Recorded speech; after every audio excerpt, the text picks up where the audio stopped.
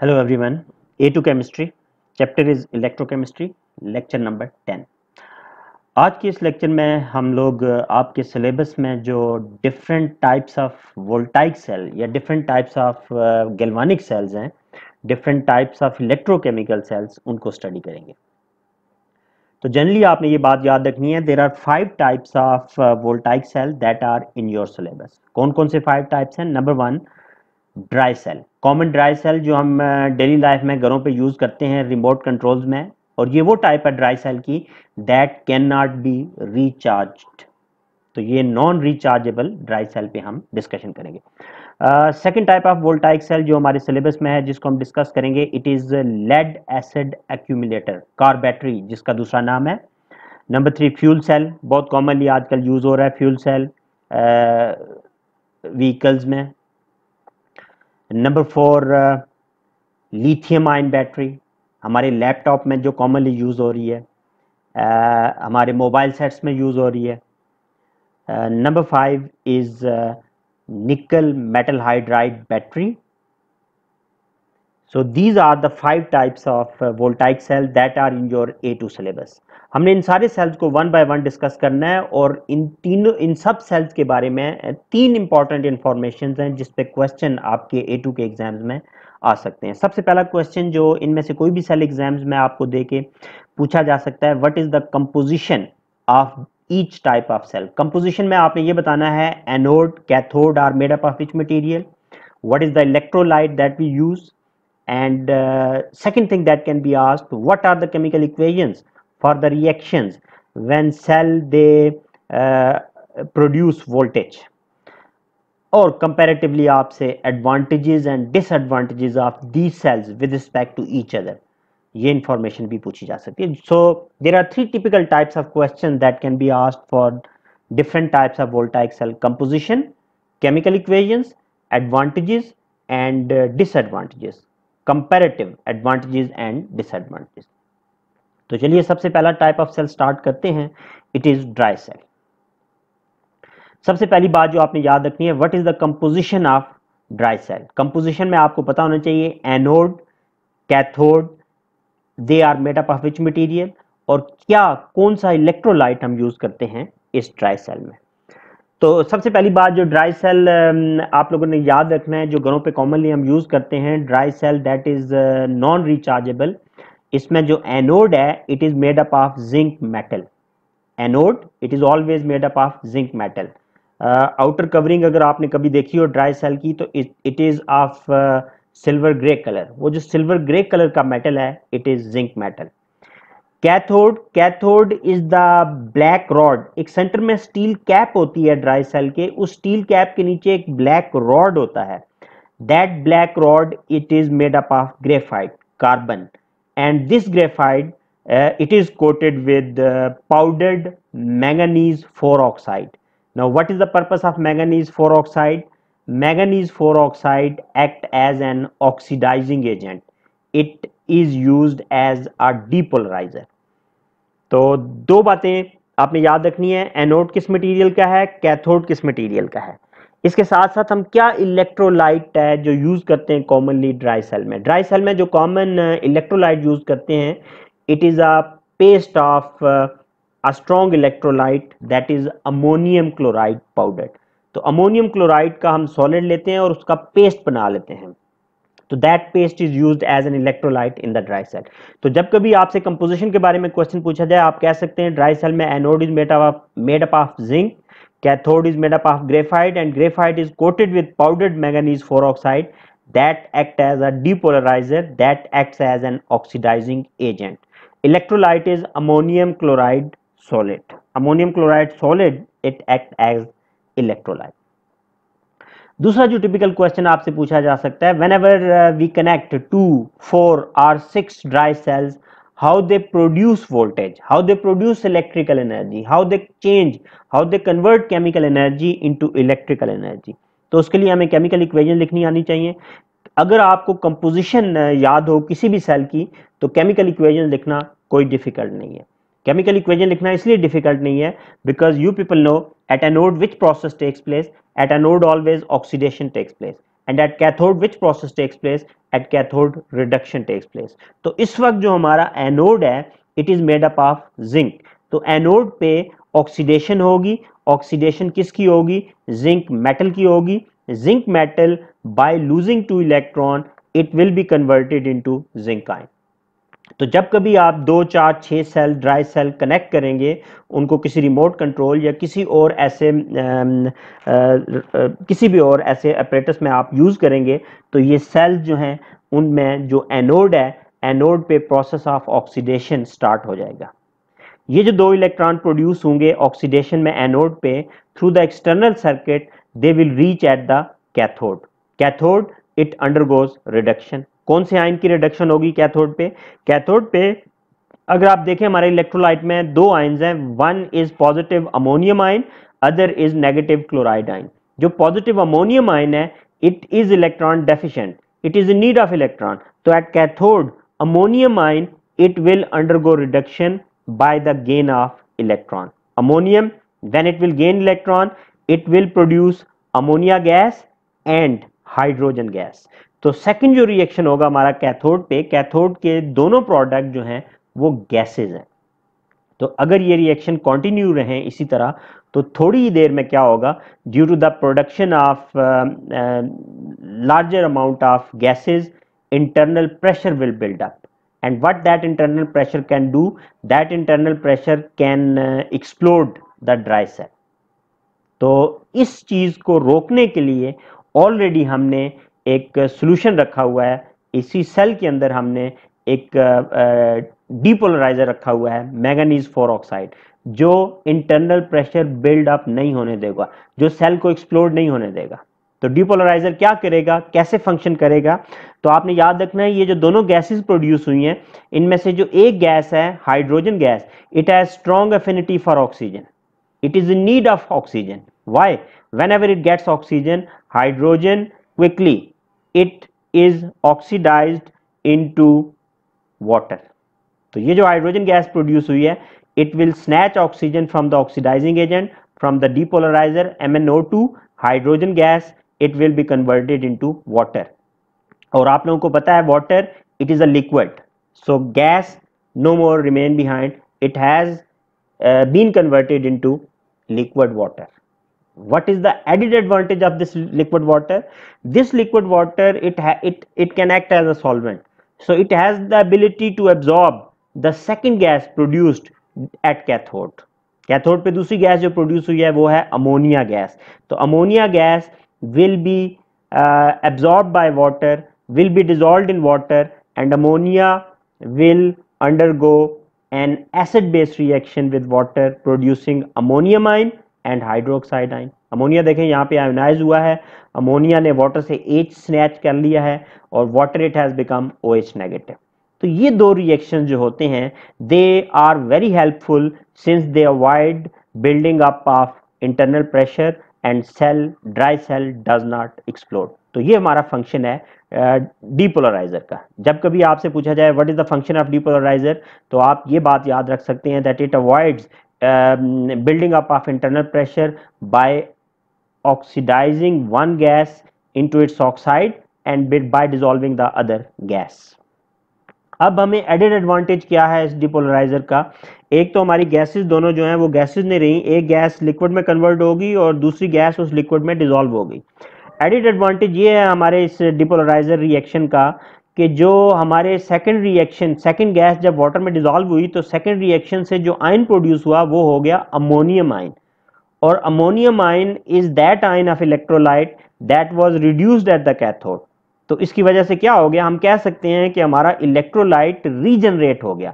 जब electrolyte regenerate हो गया that is why we are not in need of more electrolyte from the external source, क्योंकि electrolyte जो consume होता है वो रीजनरेट होता रहता है as a result of functioning of depolariser. तो जब कभी आपसे केमिकल इक्वेशन कही जाए, आपने दो केमिकल इक्वेशन याद रखनी है through which dry cell it can produce electricity, voltage, zinc oxidise होता है, अमोनियम रिड्यूस होता है। लेकिन अगर कभी अलग से पूछा जाए what is the function of MnO2, it act as a depolariser, आप फर्दर दो केमिकल इक्वेशन लिख सकते हैं। अब अगर हम इस ड्राई सेल को दूसरे सेल से कंपेयर करें तो क्या एडवांटेजेस और डिसएडवांटेजेस हैं, एक एक दो एडवांटेज डिसएडवांटेज भी आपको याद होने चाहिए। ड्राई सेल का एडवांटेज जैसे देखें, lesser in mass compare to other cells, it is smaller in size. तो जब इसका साइज भी स्मॉल है, लेसर इन मास है, it means it is portable, it can be carried easily, portable. तो ये इंफॉर्मेशन आपने याद रखनी है for advantages of dry cell. और इसके साथ साथ आप ये भी याद रख सकते हैं, compare to other cells dry cell it is less expensive, it has low cost.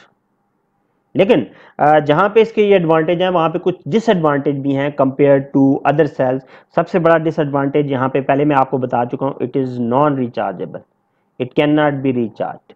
और इसके साथ साथ इससे जो वोल्टेज प्रोड्यूस होती है वो बहुत कम होती है, इससे कोई इतनी ज़्यादा वोल्टेज नहीं होती कि we can perform work done at a large scale. तो हम बहुत स्मॉल स्केल पे कोई वर्क डन कर सकते हैं by using the voltage given out by dry cell. और दूसरा डिसएडवांटेज मैं बता चुका हूँ, it can not be recharge. तो ये तीन टिपिकल क्वेश्चंस हैं जो आपसे इन सेल्स के बारे में पूछे जा सकते हैं। Number one, what is the composition of a cell, what are the reactions that produce electrical energy, and what are the comparative advantages and disadvantages. Next type of cell भी स्टडी कर लेते हैं, that is used very commonly in our daily life, car battery और lead acid accumulator. Car battery और lead acid accumulator. First question as usual जो आपसे पूछा जा सकता है, what is the composition of lead acid accumulator और car battery. आपको पता होना चाहिए एनोड कैथोड किस मटेरियल के बने हुए हैं, and what is the electrolyte that is commonly used. Anode in this case it is made up of lead, solid lead, it is used as anode where oxidation will take place. Or cathode, it is made up of lead oxide, it is made up of which lead oxide, lead के दो oxides होते हैं, lead 2 oxide and lead 4 oxide. Cathode is made up of lead 4 oxide. So anode is made up of solid lead, cathode is made up of solid lead 4 oxide. And what is the electrolyte that we use in car battery? Electrolyte आपने सुना होगा commonly, जब कभी हम किसी mechanic के पास जाते हैं तो वो कॉमनली वर्ड यूज करता है तेजाब। जो तेजाब है यहाँ पे जो हमारा इलेक्ट्रोलाइट है, इट इज सल्फ्यूरिक एसिड। तो सल्फ्यूरिक एसिड को कॉमन लैंग्वेज में तेजाब बोलते हैं। तेजाब जो है sulphuric acid, it is the electrolyte for car battery. तो कंपोजिशन में आपने याद रखना है, एनोड सॉलिड लेड है, कैथोड सॉलिड लेड 4 ऑक्साइड है, electrolyte is sulphuric acid diluted. अब आपने यहां पे ये बात याद रखनी है, जो कार बैटरी है it is rechargeable, it can B recharge. बस थोड़ी सी पुरानी अगर हो जाए, हम अक्सर रिचार्ज करवाते हैं इस कार बैटरी को। इसलिए जब कभी एग्जाम में क्वेश्चन आए, you must be very careful. यहाँ पे क्वेश्चन ये भी पूछा जा सकता है, write down equations for the reactions of discharge process, write down equations for the reactions of recharge process. तो रिचार्ज प्रोसेस में जो केमिकल रिएक्शंस होते हैं they are exactly opposite to the discharge process.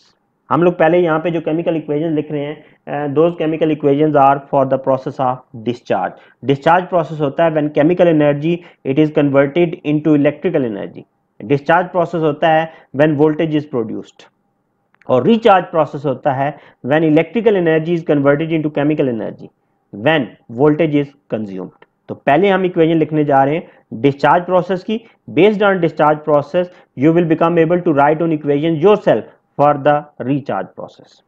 तो हेडिंग देते हैं हम पहले डिस्चार्ज प्रोसेस। डिस्चार्ज प्रोसेस बहुत सिंपल है, मैंने आपको जैसा कि बताया। आपने सिर्फ ये याद रखना है कंपोजिशन क्या है। कंपोजिशन अगर आपको याद हो, आप बहुत इजीली एनोड कैथोड पे रिएक्शन लिख सकते हैं। एनोड पे आप लोगों को पता है हमेशा ऑक्सीडेशन होती है, कैथोड पे रिडक्शन होती है। तो जब आपने डिस्चार्ज प्रोसेस के लिए इक्वेशन लिखनी है तो एनोड जो that is made up of lead, lead will undergo oxidation, PB will undergo oxidation, और पीबी ऑक्सीडाइज होके it will lose 2 electron and it will become Pb2+। तो देखें एनोड पे प्रोसेस स्टार्ट हो गया। जब कार बैटरी वोल्टेज जनरेट कर रही है तो एनोड पे ऑक्सीडेशन हो रही है, लेड पे ऑक्सीडेशन हो रही है, लेड 2+ आयन में कन्वर्ट हो रहा है। और ये दो electron when they reach at the cathode through the external circuit, तो what happens at cathode, reduction of lead 4 oxide it starts. lead 4 oxide PbO2 it is reduced in the presence of acidic medium। ये H ion कहाँ से आए? H ions are provided by the electrolyte. तो H ion जो acidic medium है वो electrolyte sulphuric acid ने provide किया है। तो अब आप देखें, एनोड पे ऑक्सीडेशन हो गई, कैथोड पे रिडक्शन हो गई। अगर आप इन दोनों इक्वेशन का सम ले लें तो that final equation will be the redox equation. तो ये जो इक्वेशन हमने लिखी हैं, these are for the process of discharge when voltage is produced, when electrical energy is produced from the chemical energy. आप लोग एड अप करने से पहले इलेक्ट्रॉन क्रॉस आउट करेंगे। इलेक्ट्रॉन क्रॉस आउट करने के बाद बाकी जो चीज़ बचेगी हम लोग वो लिख लेंगे नीचे, that will be net redox ionic equation. तो क्या फाइनल इक्वेशन बनेगी हमारी? Net redox ionic equation, Pb plus PbO2 plus 4H ion gives 2 mole of Pb2 plus 2 mole of H2O। तो ये जो आपकी फाइनल इक्वेशन है, this is known as net redox ionic equation. अच्छा, समटाइम आपके exams में ये क्वेश्चन भी पूछा जा सकता है, write down net redox molecular equation. Ionic और मॉलिक्यूलर इक्वेशन में क्या डिफरेंस होता है? आयोनिक इक्वेशन में फ्री आयंस प्रेजेंट होते हैं, मॉलिक्यूलर इक्वेशंस में ions are neutralised by oppositely charged ions. जैसे देखें, अब हम इस इक्वेशन को नेट रिडॉक्स आयोनिक इक्वेशन से नेट रिडॉक्स मॉलिक्यूलर इक्वेशन बनाते हैं। तो मॉलिक्यूलर इक्वेशन कैसे बनाएंगे? आपने देखना है कौन कौन से पॉजिटिव आयन प्रेजेंट है। पॉजिटिव आयन लेफ्ट साइड पे देखें तो H आयन प्रेजेंट है। H आयन अगर पॉजिटिव आयन है तो इसके साथ कोई ना कोई नेगेटिव आयन भी होगा। तो हमने देखना है कि what is the source of H ion.